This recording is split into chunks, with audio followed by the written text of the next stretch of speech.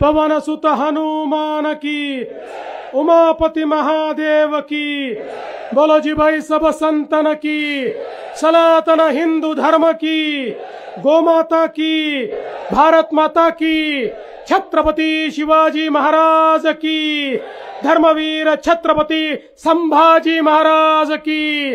नमः पार्वती पते, हर हर महादेव। आज श्री संत सद्गुरु योगीराज गंगागिरी महाराज 179व्या अखंड हरिनाम सप्ताहाच्या निमित्ताने या ठिकाणी मंचावर उपस्थित आपल्याला आशीर्वाद देत असलेले परमपूजनीय रामगिरी महाराज, त्याचप्रमाणे महाराष्ट्राचे लाडके उपमुख्यमंत्री सन्माननीय एकनाथराव शिंदेजी, पालकमंत्री सन्माननीय राधाकृष्ण विखे पाटीलजी, माननीय भाऊसाहेब वाकचौरेजी, बाळासाहेब थोरातजी, आशुतोष काळेजी, अमोल खताळजी, विवेक कोल्हेजी, रमेश बोरनारेजी, विठ्ठलराव लंघेजी, भाऊसाहेब कांबळेजी, बाळासाहेब मुरकुटेजी, नितीन दिनकर, नितीन अवताळे, धनंजय धोरडे, मंचावरील सर्व मान्यवर आणि या ठिकाणी उपस्थित सर्व माझ्या भगिनींनो आणि भावांनो,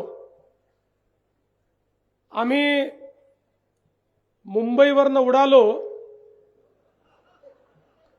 त्यावेळी आम्हाला विमानाच्या खिडकीतनं एक मोठा समुद्र दिसत होता, पण या ठिकाणी आल्यानंतर त्याही पेक्षा मोठा भाविकांचा समुद्र आम्हाला पाहायला मिळतोय। हरिनामाची आणि सद्गुरु योगीराज गंगागिरी महाराजांची आणि सद्गुरु रामगिरी महाराजांची किमया आहे की इतक्या मोठ्या प्रमाणात आपण सर्व लोक हरिनाम सप्ताहाच्या निमित्ताने या ठिकाणी आलात। आपल्या भारताची संस्कृती आणि सभ्यता ही जगातली सर्वात जुनी संस्कृती आणि सभ्यता आहे आणि आता तर जगाच्या उत्खननाने हे मान्य केलं आहे की ज्यावेळी युरोप, अमेरिका वगैरे सारखे देशही अस्तित्वात नव्हते, ज्यावेळी तिथल्या लोकांना संस्कृती, संस्कार, विचार, भाषा काय आहे हे माहिती नव्हतं, त्याही वेळी या देशामध्ये पूर्णपणे विकसित संस्कृती होती आणि त्याही काळामध्ये खऱ्या अर्थानं आमचा सनातन विचार हा लोकांना संस्कार देत होता, तीच भाविकता होती, तोच हरिनामाचा पाठ होता आणि त्या माध्यमातनं सातत्याने आमची संस्कृती, आमची सभ्यता आणि आमचा वारसा हा अखंड चालत होता। आज आपण बघा, जगाच्या इतिहासावर अनेक देशांमध्ये अनेक आक्रमणे झाली आणि त्या प्रत्येक देशाचा इतिहास बदलला। आक्रमणामुळे विचार बदलले, धर्म बदलला, संस्कृती बदलली, पण आपल्या भारतामध्ये मात्र ते परिवर्तन होऊ शकलं नाही। हजारो वर्ष आक्रांत्यांनी आक्रमण केलं, पण त्या आक्रमणामुळे आमच्यावर त्याचा कुठलाही परिणाम झाला नाही। याचं कारण आमची जी वारकरी परंपरा होती, आमची जी हरिनामाची परंपरा होती, आमची जी सनातनाची परंपरा होती, हिंदू धर्माची जी परंपरा होती, या परंपरेमुळे कितीही कोणी आघात केला तरी देखील आम्ही आमचा विचार बदलला नाही, आमचा संस्कार बदलला नाही, आमचा मार्ग बदलला नाही, आमचा देश बदलला नाही। आणि म्हणूनच आक्रमणामुळे कदाचित ते किल्ले जिंकू शकले, आमची मंदिरं तोडू शकले, पण आमच्या मनामध्ये ईश्वराचं जे स्थान होतं ते मात्र ते बदलू शकले नाहीत. आणि याचं एकमेव कारण होतं या भारतातली गुरु परंपरा. सद्गुरूंनी जो विचार दिला, सप्ताहाने समाजाचं जे अभिसरण केलं, त्यामुळे आम्हाला मानसिकरित्या कोणी गुलाम करू शकलं नाही.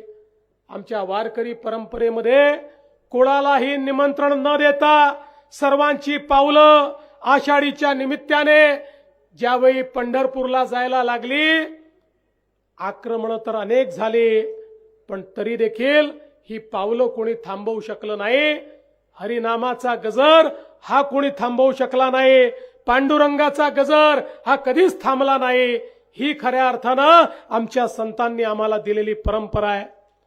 आज आपण बघू शकतो 179 वर्ष सातत्याने सद्गुरू योगीराज गंगागिरी महाराजांनी ही सप्ताहाची परंपरा दिली. कित्येक पिढ्या निघून गेल्या, पण परंपरा तिथेच आहे. आणि आजही सद्गुरू रामगिरी महाराजांच्या मार्गदर्शनाखाली आणि त्यांच्या आशीर्वादानं आपण इतक्या मोठ्या संख्येने या ठिकाणी येता. या ठिकाणी हरिनामाचं पठण होतं. हरिनामाचं पठण याकरता महत्वाचं आहे, ज्ञानेश्वर माऊलींपासनं तर जगद्गुरु तुकाराम महाराजांपर्यंत आपल्याला सांगितलं की हरिनामच असा आहे की जे आपल्या दुःखाचं हरण करू शकतं. आणि म्हणून हरिनामाचा या ठिकाणी संकीर्तन केलं पाहिजे. आणि हरिनामाचा दुसरा परिणाम काय आहे? हरिनामाच्या संकीर्तनामुळे माझ्यातला मी मरून जातो आणि आपण सगळे एक होतो. कोणाचाही स्वार्थ त्या ठिकाणी राहत नाही. कोणीही स्वतःचा विचार करत नाही. कोणी जातीपातीचा विचार करत नाही. सगळे एक होतात. सगळे एकमेकांमध्ये विठ्ठल पाहतात. सगळे एकमेकांमध्ये हरीचा वास त्या ठिकाणी पाहतात. आणि म्हणून आजच्या जगामध्ये हरिनामाच्या संकीर्तनापेक्षा दुसरा कुठलाही मोठा उपाय नाही की ज्यातनं आपलं जीवन यशस्वी होऊ शकतं. आणि म्हणूनच मी खऱ्या अर्थानं परमपूजनीय रामगिरी महाराजांचे आभार मानतो की त्यांनी एवढा मोठा संप्रदाय या ठिकाणी उभा केला की जो संप्रदाय या ठिकाणी आमच्या भारताची, महाराष्ट्राची सज्जन शक्ती म्हणून या ठिकाणी काम करतोय. जो या ठिकाणी हरिभक्तीचं काम करत असताना आमच्यातलं अध्यात्म जीवित ठेवतोय, आमचे संस्कार जीवित ठेवतोय आणि पुढच्या पिढीमध्ये त्या संस्काराचं रोपण करण्याचं काम चाललंय. मला अतिशय आनंद आहे. मागच्या काळामध्ये आपल्या सरकारने निर्णय घेतला होता, सरला बेटावर ज्या ठिकाणी खऱ्या अर्थानं अध्यात्माचा ज्या ठिकाणी वास आहे, ज्या ठिकाणून विचाराची प्रेरणा आपल्या सगळ्यांना भेटते, त्या सरला बेटावर वेगवेगळ्या प्रकारे विकास करण्याचा आराखडा आपण तयार केला. त्याचं काम देखील सुरू केलं. तिथला अतिशय चांगला हॉल झाला. रस्त्यांची कामं आता त्या ठिकाणी मोठ्या प्रमाणात पूर संरक्षणाची कामं आपण करतो. आणि पुढच्या काळामध्ये हा संपूर्ण विकास आराखडा झाल्यानंतर अतिशय सुंदर अशा पद्धतीनं हे जे आमचं सरला बेट आहे हे संपूर्ण महाराष्ट्रातनं येणाऱ्या भाविकांकरता एक अतिशय ऊर्जेचं केंद्र असेल. आता त्या ठिकाणी सोलरचं काम देखील आम्ही हातामध्ये घेतो आणि संपूर्ण सोलरच्या विजेच्या माध्यमातून त्या ठिकाणी व्यवस्था उभ्या करण्याचं काम आम्ही करतो आहोत. आणि मी विश्वासानं सांगतो की सद्गुरू रामगिरी महाराजांच्या आशीर्वादानं आपल्या महाराष्ट्रातलं एक प्रमुख तीर्थस्थळ म्हणून सरला बेटाचा विकास त्या ठिकाणी केल्याशिवाय आपलं सरकार थांबणार नाही. मला या निमित्ताने हे देखील सांगायचं आहे की खऱ्या अर्थानं मगाशी शिंदे साहेबांनी सांगितलंय, खरंय, आमच्या पाठीशी देखील आध्यात्मिक शक्ती उभी होती, सज्जन शक्ती उभी होती. आणि म्हणूनच या महाराष्ट्रामध्ये हा विजय आम्हाला मिळाला. आणि म्हणून शेतकरी असतील, वारकरी असतील, शेतमजूर असतील, गरीब असतील, दलित असतील, आदिवासी असतील, अशा सगळ्यांना सोबत घेऊन या महाराष्ट्राचा कारभार करण्याचा प्रयत्न आम्ही करतोय।